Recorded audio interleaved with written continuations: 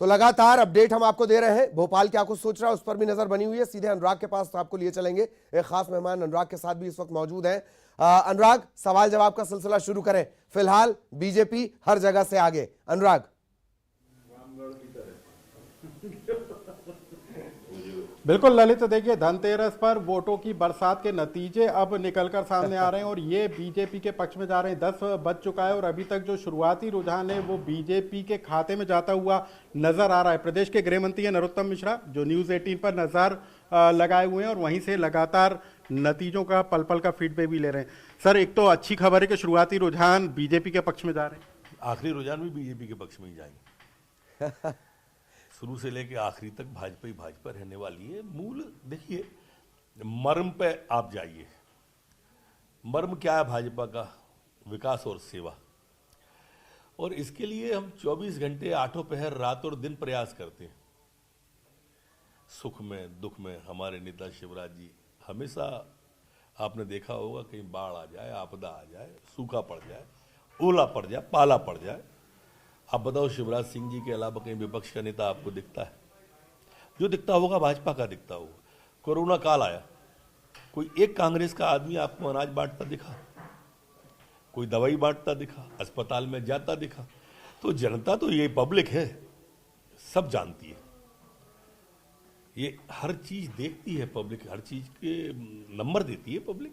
Sir लेकिन उपचुनाव में कांग्रेस ने महंगाई को मुद्दा बनाया, बेरोजगारी को मुद्दा बनाया, ये सब क्या पीछे छूट गए? महंगाई हर चुनाव में मुद्दा रही है, ऐसा नहीं कि इस चुनाव में मुद्दा है।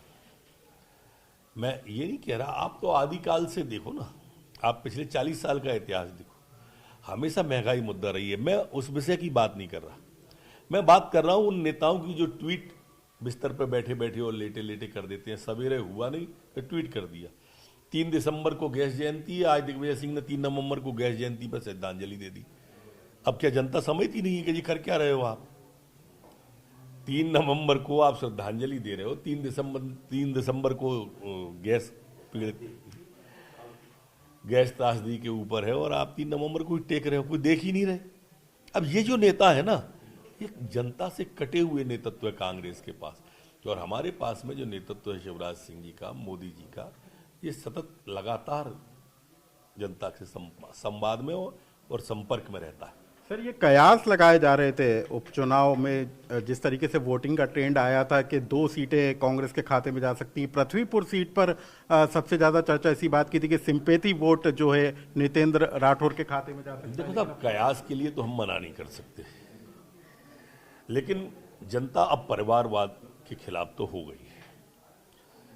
मोदी जी ने, माननीय प्रधानमंत्री जी ने जब से ये ट्रेड किया है, चाहे ये पृथ्वीपुर की बात हो, चाहे राहुल गांधी की बात हो, क्या गांधी परिवार की बात हो, इस परिवार ने ऐसा देश के साथ वो किया है छल प्रपंच कि उसके कारण से अब लोग परिवारवाद से ही चिढ़ने लगे। आओ सेवा करो, कभी कुर्ते की फटी जेब में से हाथ निकाल के गरीबी दिखाओ, कभी नोटबंदी की लाइन में लग के 4000 के 2000 के नोट वापस करा के ऑडी गाड़ी से और रोल्स रॉयल गाड़ी से बैठ के चले जाओ, तो जनता देखती है काय से आया और काय से गया और क्या बदलवा रहा है। ये अब ढोंग पसंद नहीं करती जनता, काम पसंद करती है धरातल पर, जो परिणाम आपके सामने काम का है। सर, ये 4 सीटों के जो नतीजे आएंगे उसका क्रेडिट किसके खाते में जाएगा? क्योंकि मुख्यमंत्री ने धुआंधार तरीके से प्रचार किया, वीडी शर्मा ने किया, आप खुद चुनाव वाली सीटों पर पहुंचे। और संगठन का बेहतर समन्वय पर जनता का विश्वास, ये है मूल बात। शिवराज सिंह जी की नीतियों में, सरकार की नीतियों में, शिवराज सिंह की कार्य पद्धति पर, कार्य क्षमता पर लोगों ने विश्वास किया है। माननीय मोदी जी के नेतृत्व में हम सब लोग भारत को आगे ले जाने के लिए बढ़ रहे हैं। भारत माता के माथे को विश्व में गौरवान्वित करने का जो प्रधानमंत्री काम कर रहे हैं, हम सब एक कतार में उनके पीछे खड़े हैं। सर, इन चुनाव के नतीजे 2022 में होने वाले यूपी के चुनाव और उसके बाद 2023 में होने वाले चुनाव पर असर डालेंगे क्या?